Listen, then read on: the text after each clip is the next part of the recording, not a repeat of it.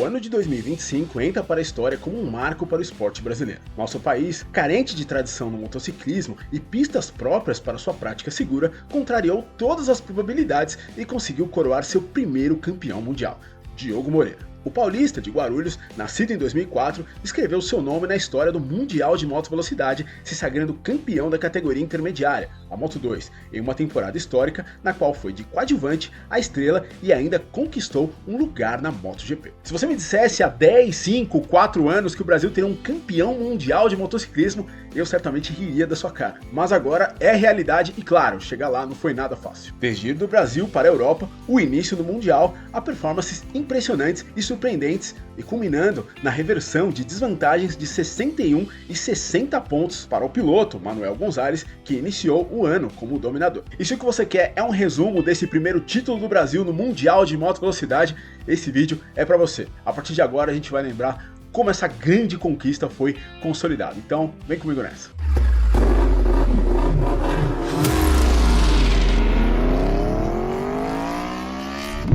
Bom, antes da gente começar, certifique-se de que você está inscrito aqui no Full Gas Podcast. Aqui nós falamos de MotoGP em profundidade e, claro, 2026 promete campeão brasileiro na Moto2 indo para a MotoGP, GP do Brasil voltando. Vai ter muito conteúdo legal com certeza aqui no Full Gas Podcast, portanto, fica o convite para você se inscrever. Dá like aqui nesse vídeo se você quiser e também considere ser um membro do canal como essas pessoas aqui embaixo. Muito obrigado a todos vocês, membros do Full Gas Podcast, que estiveram aqui nessa jornada de 2025 comigo. Valeu demais. Bom, se você é um fã de MotoGP, um fã de esportes a motor em geral brasileiro, o ano de 2025 certamente vai ficar na sua memória. Isso porque, pela primeira vez na história, um piloto brasileiro conquistou um título mundial em um dos campeonatos do Mundial de Moto Velocidade. O nome dele, Diogo Moreira. Nascido em Guarulhos em 23 de abril de 2004, Moreira iniciou ainda criança no motocross e foi descoberto por Alexandre Barros, brasileiro que é até hoje o maior nome do motociclismo nacional, dono de 7 vitórias na MotoGP e único a vencer no Mundial de Superbike. Na época, Barros, usando seu conhecimento e contatos de mais de 20 anos de piloto internacional,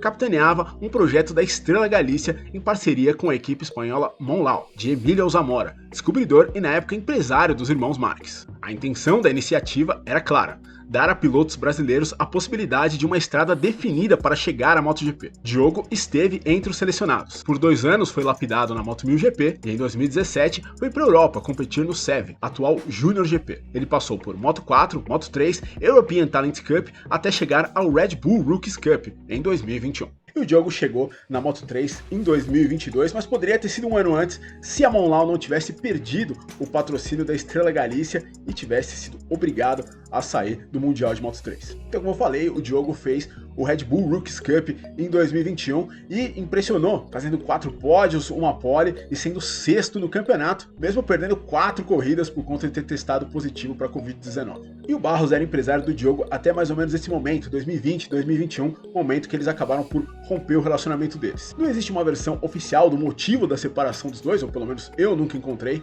mas o Diogo Moreira hoje é empresariado por um espanhol, Diego Silvente, que já trabalhou tanto com o Maverick Vinhares quanto com o Alex Rins. O satisfatório ano de 2021 trouxe a Moreira a possibilidade de estrear na Moto 3 em 2022 e através de uma nova equipe no Mundial, a MT Helmets MSI. Em sua estreia no Qatar, Diogo classificou em 18º no grid, mas mostrou muita qualidade em uma grande recuperação, finalizando a corrida em um impressionante 6º lugar. Na segunda etapa, na Indonésia, cravou o 2º lugar no grid, mas foi obrigado a largar dos boxes e abandonou aquela prova posteriormente por problemas em sua moto. O ano foi bom, com 12 top 10 nas 20 etapas, apesar de uma e gerou ainda mais 2 zeros em decorrência das dores nas provas seguintes, na Alemanha e na Holanda. Moreira ainda conquistou uma pole naquela temporada, na Inglaterra, a primeira de um brasileiro na história na categoria menor. Com o segundo semestre consistente, ele conquistou o título de novato do ano, após derrotar o espanhol Daniel Gado, da consagrada equipe KTM Ayo, por 9 pontos, finalizando em 8º no Mundial. Em 2023, o Diogo começou muito bem a temporada, conquistando seus primeiros pódios, mas aquele ano foi de altos e baixos. Terceiro em Portugal, segundo na Argentina e quarto nos Estados Unidos, Diogo teve um meio de temporada complicado dentro e fora da pista. O piloto não conseguia repetir os resultados do início do ano e no meio da temporada decidiu por subir para a Moto2 pela equipe Italtrans. Porém, seu acordo com a MT Helmets MSI previa que o brasileiro seria um dos pilotos do time caso a equipe subisse para a Moto2 em 2024, o que ocorreu após a aquisição do espólio da equipe Pons. No fim, a gente teve conflitos nos bastidores, mas o Diogo e a equipe acabaram por se acertar. Mas de qualquer maneira, a temporada saiu comprometida. Ainda assim, Moreira conquistou sua primeira vitória na carreira, na Indonésia, após sair da pole position, fazendo história como o primeiro brasileiro a vencer na categoria menor do Mundial. Ele finalizou novamente aquele ano em 8º no campeonato. Mas claro, a Moto2 que consagraria o Diogo não é uma categoria fácil para quem sobe da Moto3. O motivo é técnico e eu diria que até bem simples, não é fácil ir de uma moto de 250 cilindradas monocilíndrica com cerca de 60 cavalos para uma tricilíndrica 765 cilindradas com mais ou menos aí 140 cavalos. Simplesmente o estilo de condução, o estilo de frear, de acelerar, de fazer curva não é o mesmo. Por isso o Diogo, assim como o campeão e o vice da Moto3 em 2023, Jaume Maziá e Ayumu Sasaki, sofreram no aprendizado. Na primeira metade do Mundial, o brasileiro pontuou em apenas 3 provas. Porém, mostrou qualidade com o 4º posto na Alemanha, prova na qual disputou o pódio até o fim com o japonês Ai Ogura. De maneira inesperada, depois de um 8º lugar em San Marino, Diogo foi obrigado a perder 2 GPs devido a uma crise de apendicite no sábado após a classificação do GP da Emília-Romanha. Mas no retorno, o brasileiro conquistou 5 top 10 seguidos nas últimas etapas do ano, fechando a temporada com chave de ouro 2 vezes na última etapa, garantindo o título de novato do ano, à frente de Senna Agius, que já possuía experiência prévia no Mundial de Moto2 antes de 2024, em 2022 e 2023, e que havia sido campeão europeu de Moto2 em 2023, com seu primeiro pódio na última corrida. Mas esse pódio não foi qualquer pódio. O brasileiro reviveu a clássica manobra de Valentino Rossi sobre Jorge Lorenzo na última curva do GP da Catalunha de 2009, simplesmente sobre o campeão da Moto2 de 2024, Ai Ogura. Manobra que em 2024 mesmo, o próprio Toprak Razgatlioglu fez em cima do Álvaro Bautista na Super Pole Race do Mundial de Superbike. Ou seja, o Diogo está em excelente companhia aí com essa manobra na última curva da Catalunha. E claro, a retirada do apêndice fez ele ganhar alguns décimos, ou não, enfim, bobagem. E aí veio 2025, um ano que a gente sabia que dava para esperar mais do Diogo, mas a gente não sabia o quanto mais. Antes mesmo dos testes, Diogo roubou a cena como vencedor dos 100 km dos Campeões, evento anual ocorrido no Motor Ranch, pista de Valentino Rossi, na Itália. Ao lado do multicampeão de Supermoto Thomas Charelli, ele bateu os donos da casa, Rossi e Luca Marini.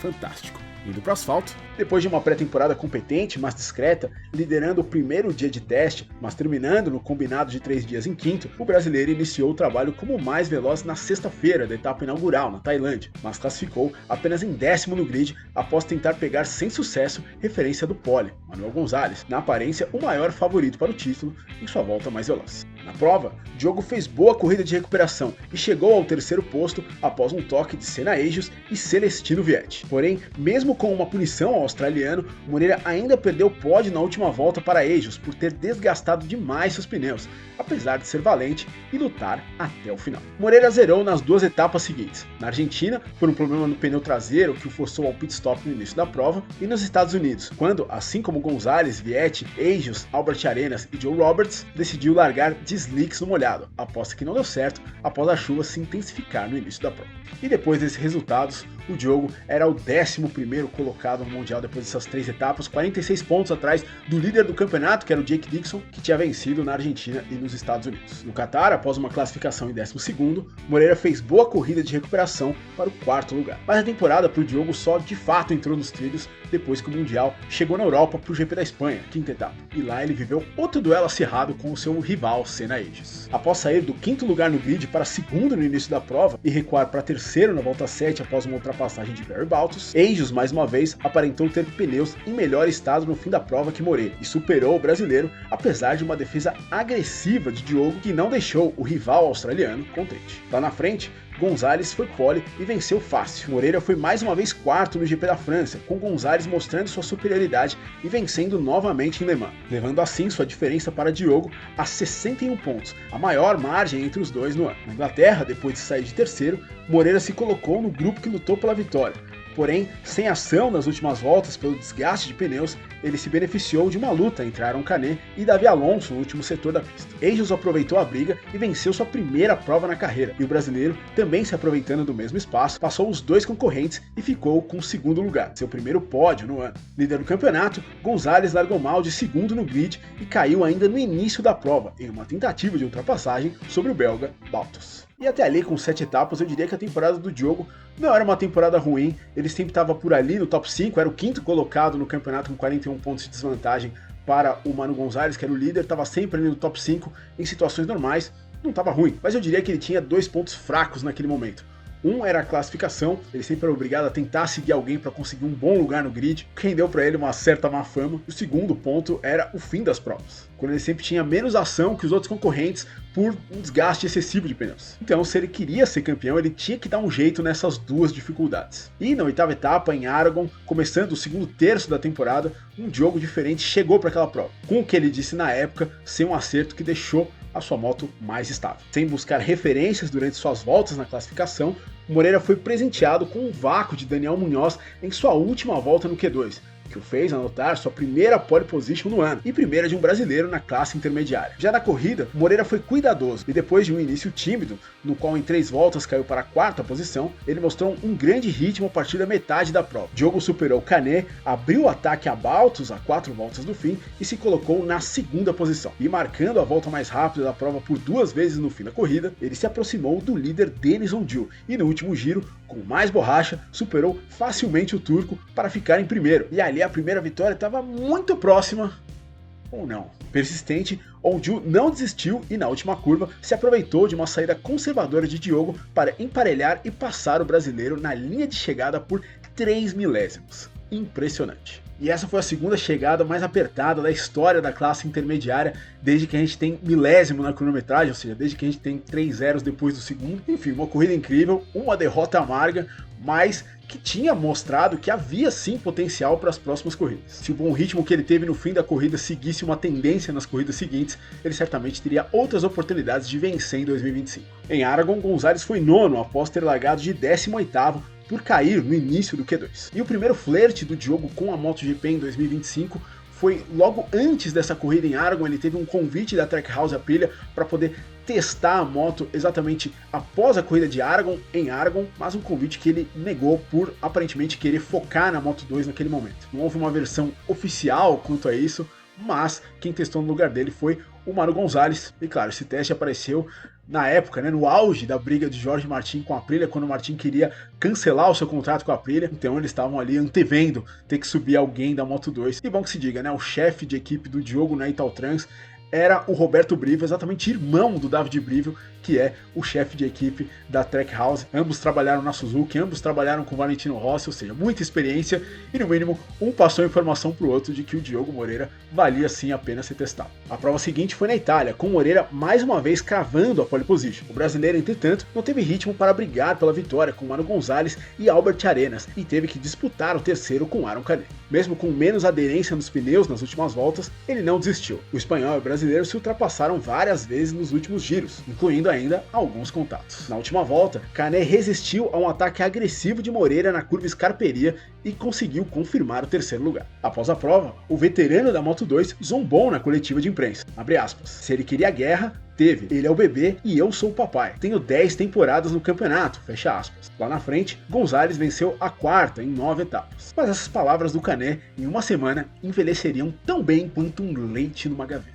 No GP da Holanda, Moreira marcou nova pole position e poeticamente disputou o GP em Assen contra Canet. Depois de uma ultrapassagem agressiva no início, o espanhol foi pressionado pelo brasileiro até a penúltima volta da prova, quando saiu da trajetória na curva 3 e foi ultrapassado por Moreira, que se manteve à frente até o fim, garantindo sua primeira vitória na Moto 2, a primeira de um brasileiro na classe intermediária em 76 anos de Mundial. Após a prova, Canet se justificou dizendo que não havia errado, e sim que o deixou passar de propósito, pois apenas queria seguir Moreira para atacá-lo na última volta, o que não conseguiu. E aí, você acredita nisso? Eu não. A prova seguinte foi na Alemanha e sem se entender durante o final de semana inteiro com a moto e depois de uma classificação no molhado, o Diogo Moreira teve o seu pior grid do ano, 25º. Um grande choque de realidade depois de 3 poles seguidas e depois da vitória na corrida anterior. ou não. O que eu posso dizer é que eu garanto que não passava pela cabeça de ninguém naquele dia o que aconteceria naquela corrida. Em uma primeira volta fulminante, Diogo foi de 25º para 16º, recuperando 9 posições. Ele recuperou mais 3 na volta 2 e mais 2 na seguinte, quando realizou o giro mais veloz de toda a prova. Em 3 voltas, o brasileiro já estava no top 10. Ele assumiu o 7º posto na volta 6 e na 10 já era o 5º. Ninguém podia parar Moreira. Na 12ª volta, ele já era o 4º e se aproximava da briga pela vitória, com Dennis Ondiu, Barry Baltus e Jake Dixon. Porém, na volta 15, o excesso de ânimo pregou uma peça. Diogo se precipitou em uma tentativa de manobra sobre Dixon na curva 3, onde o britânico deixou uma brecha abrindo sua tangência no meio da longa curva. O brasileiro tocou com sua roda dianteira na traseira de Dixon, o que o tirou da pista. No retorno, ele voltou perigosamente à frente de Davi Alonso, que o acertou. Ambos abandonaram a prova. E por esse acidente, o Diogo acabou sendo punido e seria obrigado a largar dos pits na etapa seguinte. E assim, ele mesmo com o braço machucado nesse acidente, foi para a República Tcheca na semana seguinte, mas só para pagar a punição, já que nos treinos ele mal conseguia andar no top 20. E foi isso, ele largou, deu 5 voltas e estacionou, mas pagou a punição. E se o Diogo tinha ficado a 61 pontos do Manuel Gonzalez depois da corrida da França, agora depois de Brno, ele estava 60 pontos atrás dele, do líder do campeonato, nas últimas 10 provas do ano, né? Depois da pausa de verão, em 4º lugar no campeonato. A prova da Alemanha foi possivelmente o que fez as equipes de MotoGP abrirem os olhos para o Diogo Moreira. Não é qualquer um que faz aquilo que ele fez, uma recuperação daquelas numa pista tão sinuosa, mas o campeonato de fato estava ficando complicado ali. Ele tinha que ser muito consistente até o final do ano e, claro, ter algumas sortes, e foi isso que começou a acontecer no GP da Áustria. Gonzalez foi o pole, mas por andar lento no traçado durante os treinos, tomou uma punição de 3 posições. Assim, Diogo, já recuperado da contusão da Alemanha após a pausa de verão, foi de 3º para 2º no grid. Passou o primeiro, Daniel Gado, na primeira volta, resistiu à pressão do espanhol e venceu sua 2ª prova no ano de maneira convincente. Mas, mais atrás, também contou com a sorte. Gonzalez abandonou a prova após ter o radiador de sua moto danificado pela brita trazida para a pista por seu companheiro de equipe Angels após uma queda na chicane da curva 2 na primeira volta. Cortando 25 pontos da diferença, Diogo foi no mesmo impulso para o GP da Hungria, no qual cravou a pole position. Na corrida, apesar de ter liderado a maior parte, ele foi superado por Manuel Gonzalez e Davi Alonso. Porém, na última volta, com uma manobra do colombiano agressiva sobre o espanhol, o brasileiro foi oportunista e garantiu o 2º lugar, ainda trancando Gonzalez na reta de chegada, terminando por até mesmo danificar a moto número 18 da Intact GP. E foi nessa época que o Diogo ratificou nos bastidores a sua ida para a MotoGP pela Honda. Segundo a página espanhola do motorsport.com, o brasileiro conversou com Trackhouse Aprilia, Yamaha e Honda. Entretanto, como Jorge Martin decidiu por não forçar sua saída do time de fábrica da Aprilia, a vaga na Trackhouse tornou-se inviável. Dessa forma, Diogo, com o apoio da Yamaha Brasil, tinha uma via certeira para a Pramac. Entretanto, o mau desempenho do tailandês Somkhat Chantra na MotoGP e a falta de sucessores asiáticos para a vaga da Idemitsu na LCR fez a Honda oferecer a Diogo, durante o verão, um acordo de 3 anos, frente ao de 2 ofertado pela Yamaha. Moreira, que após o GP da Áustria revelou que a Yamaha apenas lhe emprestava motos de treino, acabou preferindo o projeto da Honda. De acordo com a mídia, seu acordo foi estabelecido em agosto, sendo divulgado oficialmente em um anúncio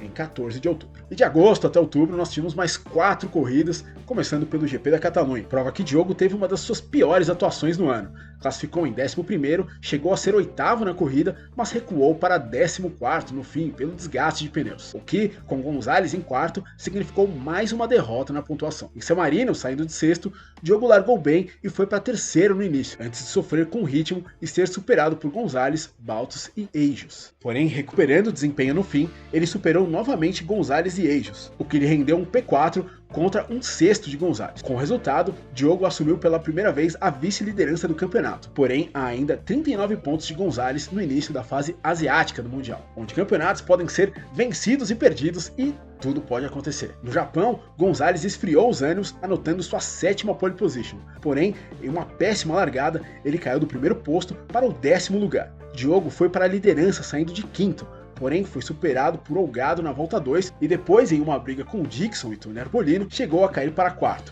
mas se recuperou para terceiro a 5 voltas do fim, segurando Davi Alonso até a bandeirada, com Gonzalez se recuperando apenas até o 5º lugar, após ter derrubado Celestino Vietti em sua recuperação e ter tido que pagar uma long lap penalty. No GP da Indonésia, uma das pistas favoritas de Diogo, o brasileiro usou um capacete especial em homenagem ao país, no qual conquistou sua primeira vitória na Moto3.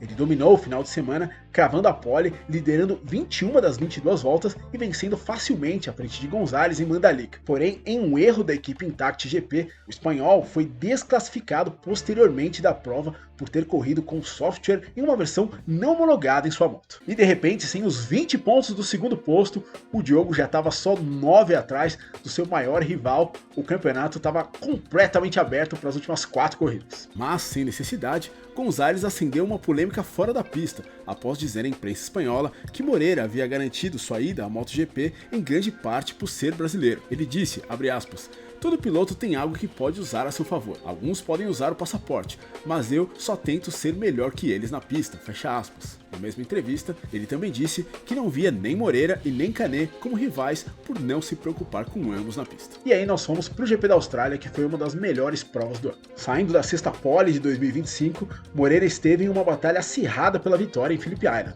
com Gonzalez, Alonso, Eixos, Olgado, Baltos e Arenas, com diversas ultrapassagens, o que fez a prova se tornar estratégica próxima do fim. Quem poupasse melhor os pneus teria vantagem. E após Eixos sumir na frente para vencer em casa, Moreira teve que brigar com Alonso e Gonzalez pelos outros lugares do pódio. Porém, mais uma vez, o espanhol mostrou fragilidade, desgastando demais seus pneus nas últimas voltas e caindo para sétimo, enquanto Moreira finalizou no pódio em terceiro.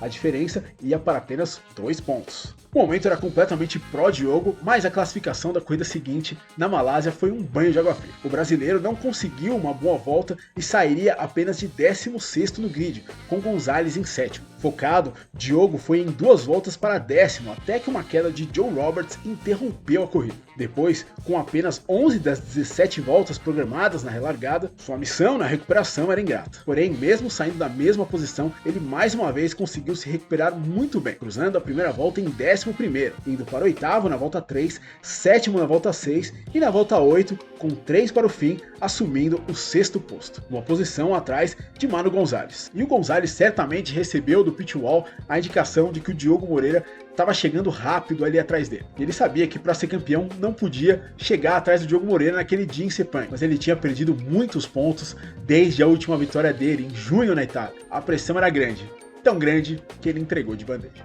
O momento capital da temporada ocorreu na última curva de Sepang, quando Gonzalez perdeu a frente de sua moto e caiu, dando a Diogo o 5º posto. O espanhol ainda retornou, mas foi apenas o 22º. Sua vantagem de 2 havia se tornado uma desvantagem de 9. Como eu falei, tudo pode acontecer sempre nessas corridas asiáticas. O Diogo chegou 39 pontos atrás do Gonzalez e saiu 9 na frente. E aí vieram as 2 últimas corridas do ano, Portugal e Valência. E Portimão, uma pista difícil, complicada de passar, bastante técnica, mas foi lá que o brasileiro brilhou e, em vez de administrar, atacou. Voando nos treinos, Moreira cravou sua 7ª pole no ano, mas na prova foi superado no início por Colin Vai. Apesar de estar em desvantagem por boa parte da corrida, o brasileiro resistiu atrás do piloto holandês. Mesmo com a dificuldade de passar, Diogo estudou com maestria as linhas de seu concorrente e na curva 10, a 3 voltas e meia do fim, mudou a trajetória para fazer uma ultrapassagem bela e corajosa que lhe valeu sua 4ª vitória no ano, empatando em número de vitórias com Gonzalez. Saindo de sétimo, o espanhol foi o 6º e estava naquele momento a 24 pontos de Diogo para a última prova, ou seja, tinha que vencer de qualquer jeito e torcer para o brasileiro ser 15º ou pior. E aí, uma semana depois, veio Valência, o meu champanhe, eu imagino que o seu também já estava no gelo, mas é claro, ainda existia aquela dúvida, aquela pulga atrás da orelha, principalmente depois que os treinos do Diogo não foram bons. Moreira não conseguiu se classificar diretamente para o Q2 na sexta-feira. No entanto, no sábado, se colocou em 9º no grid. Ele mesmo admitiu posteriormente que o fim de semana estava sendo nervoso e que não estava conseguindo dormir direito. Enfim, ele também é humano. Com Gonzalez saindo em 5º, a prova prometia ser complicada. Porém, com o Diogo consistente em nono e o espanhol não conseguindo progredir na classificação, a tensão foi baixando no desenrolar do GP. E aí, com um alegado problema no pneu traseiro, a partir da volta 14 de 22, Gonzalez passou a sofrer com equilíbrio. Ele perdeu algumas posições até o 8º posto, quando Diogo, em nono, o passou pelo 8º lugar na volta 18, momento em que o espanhol, logo após sua manobra, passou a gesticular em direção ao pneu traseiro e na mesma volta foi para os boxes. Ele ainda retornou e finalizou a prova em 22º lugar, com Moreira já mais tranquilo, cedendo posições e terminando para ser campeão em 11º, que se tornou 10º, após uma penalização para o tcheco Filip Salat. Aos 21 anos, Moreira protagonizou não só a maior virada de campeonato da categoria intermediária na era Moto2, ou seja, desde 2010, mas também deu o primeiro título mundial de moto velocidade para o Brasil, concretizando o objetivo de Barros e Estrela Galícia 10 anos antes, entrando para sempre na história do esporte brasileiro. Uma virada de 90 pontos nas últimas 10 corridas. O Gonzalez começou o ano muito bem, mas cometeu alguns erros e no fim do ano acabou perdendo um pouco o gás. E o Diogo, claro, nunca deixou de acreditar. E eu diria que no fim o psicológico fez total diferença. Os dois terminaram com 4 vitórias, 7 poles, que diz que a velocidade de ambos na média das 22 etapas foi a mesma. O que fez a diferença foi a consistência e a efetividade. E foi exatamente aí que o Diogo capitalizou esse mundial em cima do Gonzalez. E bom, dizer o quê? Comecei a assistir MotoGP nos anos 2000 e desde que o Barros se aposentou, pensar num piloto brasileiro fazendo mundial, competindo no mundial, já era uma coisa já muito distante. Muito mais disputando vitórias, um título. Mas eis que de repente, porque pra mim 2022 para 2025 é tipo isso, é um estalar de dedos. De repente a gente teve não só um piloto, mas um piloto que venceu corridas e foi campeão e chegou na MotoGP.